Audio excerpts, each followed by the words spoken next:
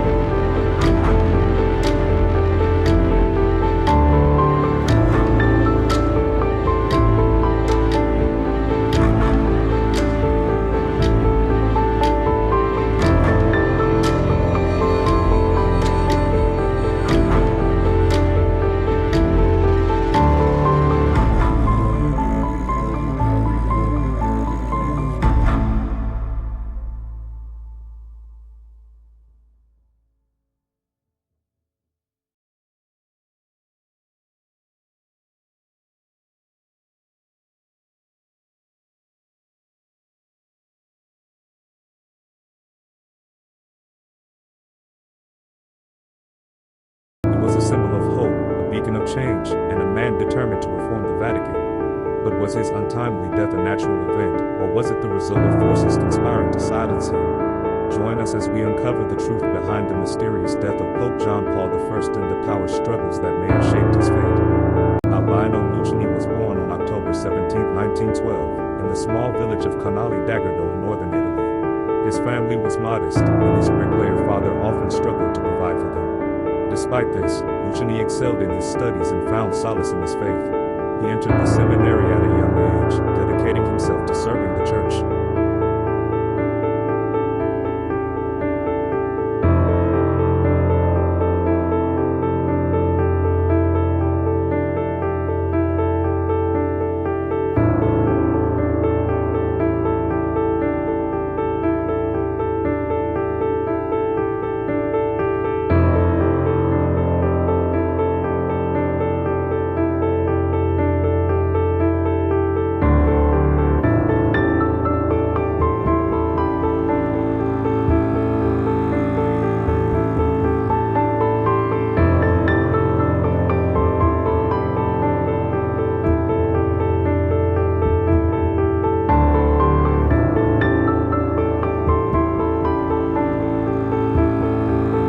His intellect and compassion marked his journey as a priest. Over the years, Lucchini rose through the ranks, becoming the Bishop of Vittorio Veneto in 1958 and later the Patriarch of Venice in 1969. He was known for his simple lifestyle, his dedication to helping the poor, and his belief in the accessibility of the Church's teachings.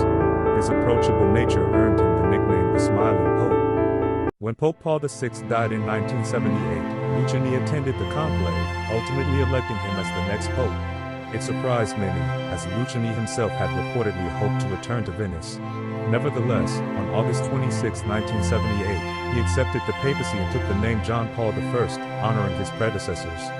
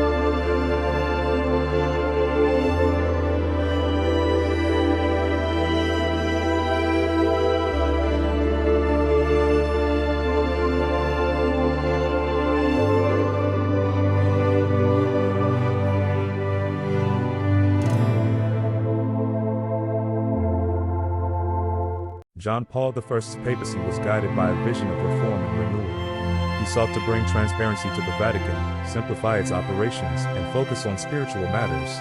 His writings and sermons reflected his desire to make the church more relatable and accessible to ordinary people. However, his most ambitious goal was addressing the corruption within the Vatican Bank, which had long been suspected of shady dealings.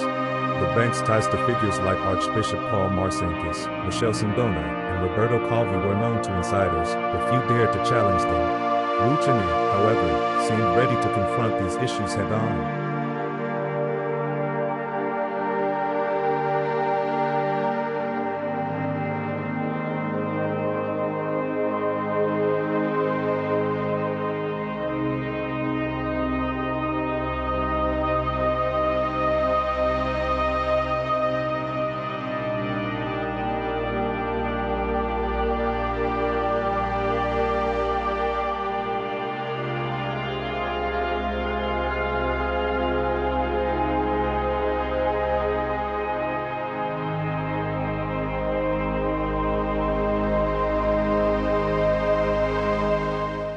Beyond financial reform, John Paul I was also vocal about promoting social justice, opposing materialism, and addressing the needs of the marginalized.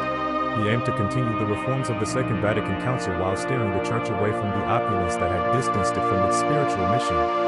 On the night of September 28, 1978, Pope John Paul I retired to his private chambers, reportedly in good spirits. He was found dead early the next morning, sitting up in bed with a book in his hands.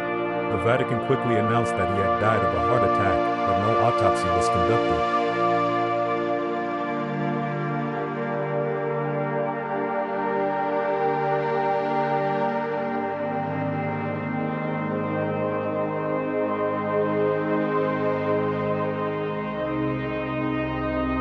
Confusion and conflicting reports surrounded the circumstances of his death. Some accounts claimed his body was discovered by Sister Vincenza, a nun who served him. Others stated that it was his personal secretary. Adding to the mystery, the Vatican released details that were later contradicted, including the timing of his death and the medications he was allegedly taking. The embalming process was rushed, raising further questions. Why was the Church so eager to preserve the body without a thorough investigation? These discrepancies fueled speculation about foul play. The sudden death of a pope is rare, and in the case of John Paul I, it ignited a firestorm of conspiracy theories. Many pointed to his efforts to reform the Vatican Bank as a possible motive for his untimely demise. The bank's connections to the secretive Masonic P2 Lodge and the Mafia were well documented, with figures like Roberto Calvi and Michele Sindona deeply implicated. Roberto Calvi, often referred to as God's banker, was later found dead under mysterious circumstances in London, hanging beneath Blackfriars Bridge. His ties to the Vatican Bank and the P2 Lodge only deepened suspicions about the shadowy dealings Luciani might have uncovered. Michele Sindona, a financial advisor with mafia ties, was also embroiled in scandals involving the Vatican. Both men had much to lose if Luciani's reforms had progressed. Could their influence have reached into the papal chambers? Another theory involves the influence of Freemasonry within the Vatican. The Church had long opposed Freemasonry, but some believed its members had infiltrated high-ranking positions. Luciani's purported plan to remove these individuals may have made him a target.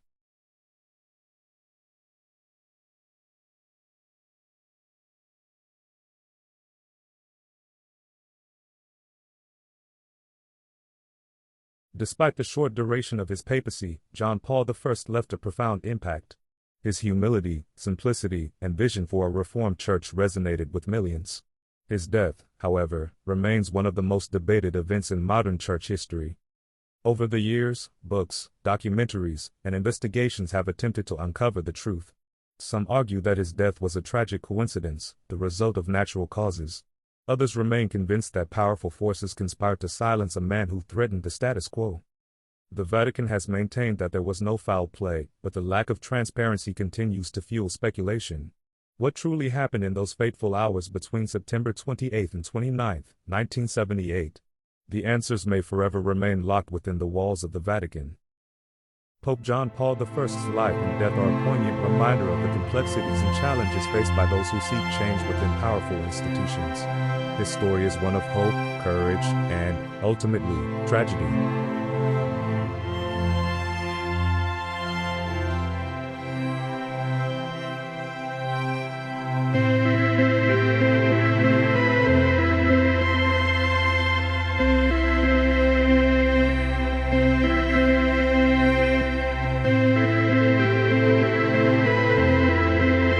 As we reflect on his legacy, we are left with questions that demand answers.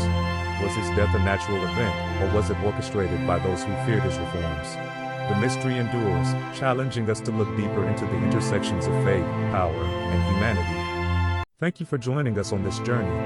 Share your thoughts and theories in the comments below, and don't forget to subscribe to Jet Set Misfortunes for more stories of extraordinary lives caught in extraordinary circumstances.